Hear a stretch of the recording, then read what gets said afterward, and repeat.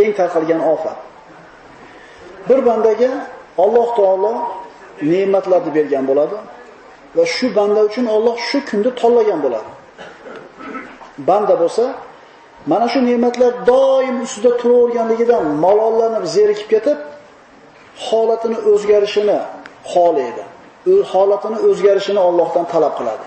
O'zini gumonicha u Allohdan so'rayotgan o'zini narsasi yaxshi deb o'ylaydi. Alloh bergan kunda yashayotdi, zerikdi, boshqa kunda so'rayapti Allohdan. Gumonida ana shu so'rayotgan kuni bu uchun yaxshi. O'zi aslida hozirgi holati uchun yaxshi edi. Johilligidan, bilimsizligidan bugungi kunini, hozirgi holatini o'zgarishini Allohdan so'rab turib oladi. Robbisi bandasini johilligini bilganligidan, bandani o'ziga nima foydali, o'ziga nima zararligini tushunmayotganligidan Robbisi rahim qiladi-da, so'raganini bermaydi. So'radi, bermaydi. Mana shu holatida norozi bo'lib Allohdan so'raveradi, boshqa kunda, boshqa holatda. Mana shu kuniga noroziligi, malollanishi, g'azablanishi haddan ziyod bo'lib ketgandan keyin Alloh taolo shu kunni olib qo'yadi-da, so'rayotgan kunni berib qo'yadi. Endi banda o'zi yolvorib so'rayotgan kuniga yetdi. Natijasini qarasa, kechagi kun yaxshi edi ekan.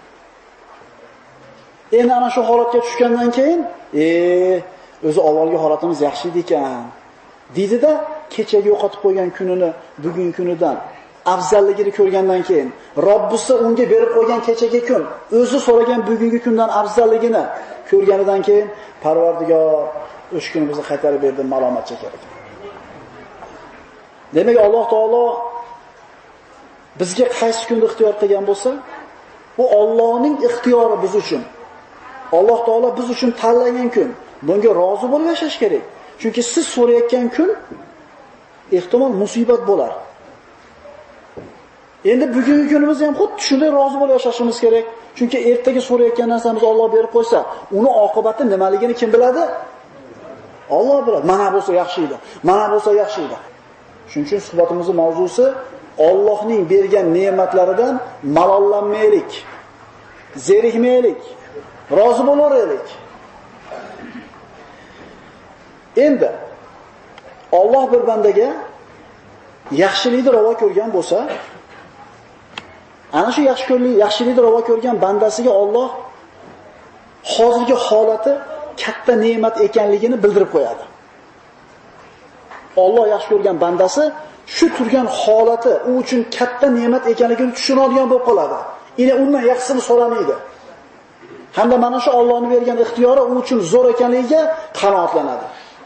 Hamda Alloh taolo yaxshi ko'rgan bandasiga shu ko'rayotgan kuniga shukr keltirishlikka tavfiq berib qo'yadi. Sulaymon ibn Davud. Mana kechagi suhbatimizda aytdik, u kishidek podsho misli bo'lgan emas, bo'lmaydi ham bundan keyin. Mana shunday bir jinlar, parrandayu darandalar xizmatida bo'lgan mana shunday bir mulk egasi Parvardigorga duo qilib aytadi. Va qala robbi awzi'ni an ashkura ni'mataka allati an'amta alayya va ala waliday va an a'mala solihan tardo. Parvardigorim, sen menga va ota-onamga in'om etgan ne'matingga shukr qilishga va o'zing rozi bo'ladigan yaxshi amallarni qilishga muvaffaq etgan. Alloh yaxshi kunni ham beradi. Mana shu kuniga bandani rozi ham qilib qo'yadi va shukr keltiradiganlardan qilib qo'yadi. Biz o'shalardanmizmi? Qarangda, nimadandir norozisiz. Nimadandir norozisiz. Yo issiqdan, yo sovuqdan, yo asfalt yirtilib ketgandan ko'chadan, yo ishingiz yurishmayotganidan. Qarang, inson Alloh boshiga bergan ne'matni qadrlamay qo'yganda, bu ne'mat doim turaverganida ne'mat ekanligi esdan chiqib qoladi. Bir usta bo'ladi, ishi yurishmaydi, ishsiz yuradi, bola chaqasini boqolmaydi, g'ami ko'p bo'ladi, bir Alloh taolo duosini ijobat qilib, ishini yurgizib yuboradi. Klient ko'payib ketadi. Endi semirib qolganidan keyin, muammolar hal bo'lib, xaridor kuch bo'lib qolgandan keyin, biror ishga aytib kelsa, "Ha, biz ham odammiz. Biz ham ozgina dam olaylik." Ya'ni bu kecha yuruvdi ishsiz, burnini arta olmasdan. Endi bugun ish yurishi, cho'ntagiga 4 ta so'm tushib qolganidan keyin ana shu pulni tushayotganligi, ne'matligi, xaridorning ko'p bo'layotganligi, Allohning marhamati ekanligi esdan chiqib qoladi-da, to'yib qoladi. Bizda shunaqa narsa yo'qmikin? Endi Alloh bir bandani yaxshi ko'rsa, shu kuni unga yaxshi ekanligini bildirib qo'yadi. Aytdik-a buni. Endi nafsi, bu ham nafsda bu yaxshi odam ham. Boshqa holatga o'tishni xohlab qolar ekan. Hayotida bir o'zgarish bo'lishini xohlar ekan. Shunda shu o'zgarish menga kerakmi, kerak emasmi deb turgan paytda bu yaxshi banda istixora namoz o'qiydi ekan. Ikkilanib qoladi-yu musulmon, bir narsani uni qilaymi, buni qilaymi deb ikkilangan paytda istixora namoz o'qiydi. Istixoraning ma'nosi Parvardigoriga jamoat namoziga turib peshonasini yerga qo'yib sajdani qilib kechasi Allohdan so'raydi. Parvardigor, mana shu men qilmayotgan ish foyda zararligini bilmayman. Foyda bo'lsa bu ishni menga bergin, agar zarar bo'lsa bu ishni meni bu ishdan uzoq qilgin deydi. Yaxshi banda agar nafsi unga boshqa holatga o'tishni taklif qilsa, talab qilsa, u yaxshi odam o'zi uchun foyda va zararni bilmaydigan odamdaqa Robbisiga istixora qiladi-da, Robbisidan yo'l ko'rsatishni so'raydi. Ya'ni Parvardigor, sen men uchun tanlab ber deydi. Tanlash ixtiyorini kimga topshiryapti? Biz shunaqamizmi, o'zimiz bilamizmi bizga nima kerakligini? Biz hammamiz o'zimiz bilamiz. Avval mana bo'lsa, keyin bunday qilaman. Keyin buni qilib bo'lgandan keyin bunday qilaman, shunda bunday bo'ladi, yana bunday bo'ladi.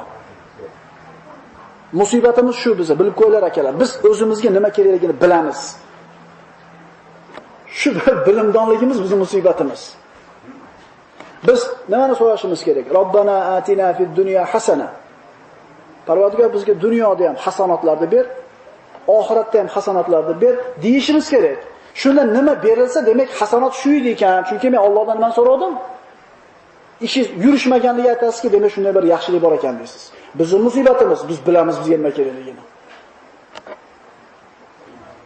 Mashinasi zo'r.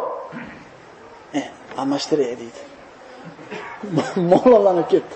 Keyin ikkinchisini oladi, kuni ustaxonada qolgandan keyin o'zi narigi mashinam yaxshi ekan, kichkinaroq bo'lsa dedi. Chunki mollanib ketdi. Ne'matlardan malollanishdan ko'ra insonga kattaroq zarar yo'q. Chunki banda bu kunni ne'mat ekanini bilmaydi. Shukr qilmaydi, xursand bo'lmaydi. Aksincha, shikoyat qiladi, g'azablanadi, norozi bo'ladi. Mana shu kunini musibat deb biladi. Vaholanki bu banda uchun katta narsa edi bu. Katta narsa edi. Odamlarning ko'plari o'zlaridagi ne'matning dushmani. Alloh ularga bergan ne'matni fath ekanligini bilmaydi. Johillik bilan o'zlarini turgan ne'matni yo'q bo'lishini o'zlari so'rab, shu ne'matni yo'q qilishga harakat qilishadi. Qancha ne'mat yog'ilib turibdi, buni ko'rmayapti. Qancha ne'mat kelgan, buni ne'matligini bilmaydi. Ya'ni bularda johilligi tufayli, ko'rnamaligi tufayli bu ne'matning ustidan yo'q bo'lishini xohlaydi. Inson o'zini boshida turgan xayriyatli kunlarda, barakatli kunlarda, ne'matli kunlarda o'zi harakat qilib yo'q qiladi. Qaytaraman. Inson o'zi turgan yaxshi holatini harakat qilib, mehnat qilib yo'q qiladi. Alloh aytadi: "Zalika bi anna Alloh lam yakun mughayyiran ni'matan an'amaha ala qaumin hatta yughayyiru ma bi anfusihim wa anna Alloha samiun alim." Bunga, ya'ni mana shunday bir musibatli kunga giriftor bo'lishligiga sabab, mana shunday musibatli kunlarga giriftor bo'lishlariga sabab Alloh bir qavmga in'om qilgan ne'matni to ular o'zlarini o'zgartirmagunlaricha o'zgartiruvchi emasligi va Alloh eshituvchi, bilguvchi ekanidir. Alloh bergan ne'matni Alloh qachon o'zgartiradi?